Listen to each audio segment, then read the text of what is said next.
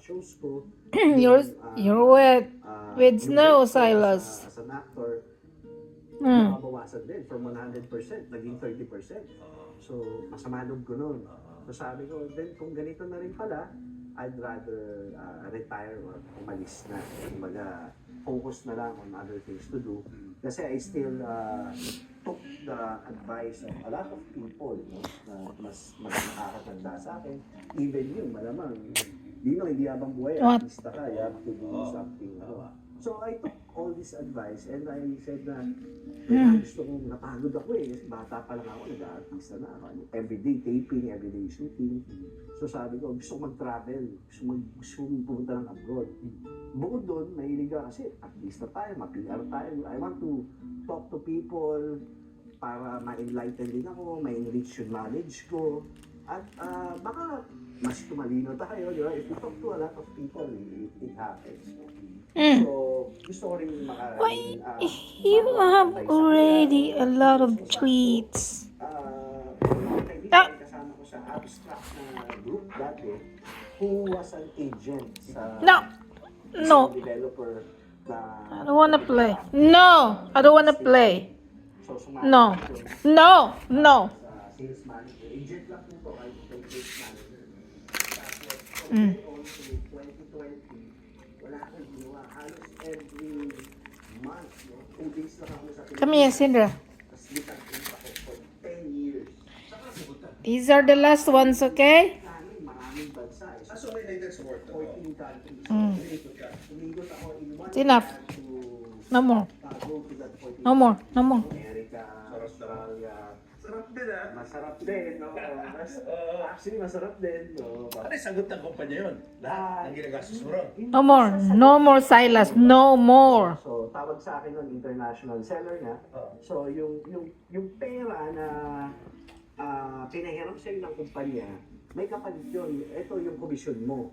Kasi kunwari may komisyon kang 1 million. O so pwede mong sabihin, may budget kayong 300,000. So kunin ko muna yung advance, parang advance payment. Sa commission mo? Sa commission ko. Pag hindi ko nakuha yung sales target ko o yung quota ko, matcha-charge baka ako clawback. So yung 300,000, babawas nila sa commission ko.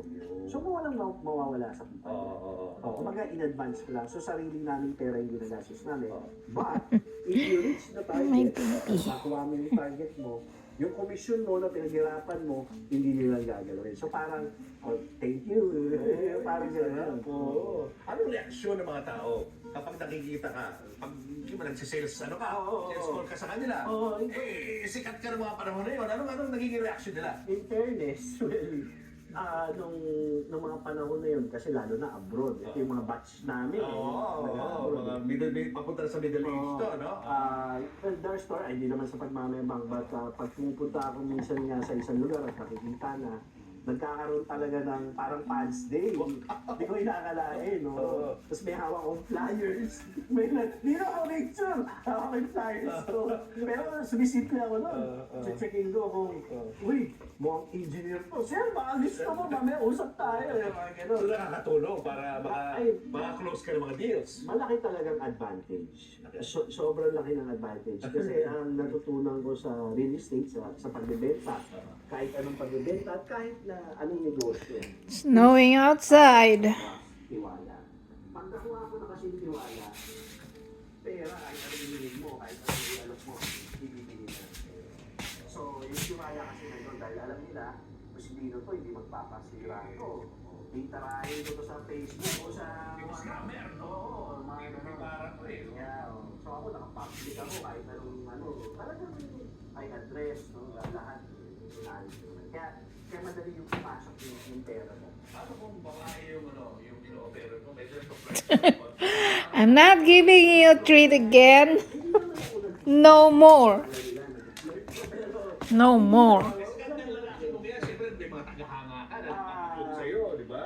Paano pag gano'n? Ano ko napalaki ako in a way sa industriya ng pag-aartista. Natuto ko ng marami kay Senior FPJ, kasi manager ko si Dolor Guevara, naawakan niya Naabutan mo siya, ha? si FPJ noon, tsaka sila Robin Padilla, yung mga artista na to. So pag may mapatanda, Dino, kailangan akapin mo yung mga yan, Yes. pakita mong mahal na mahal mo, So naging ganun ako. Ngayon, siyempre, pag kasing edad mo lang, huwag mong iwas ka.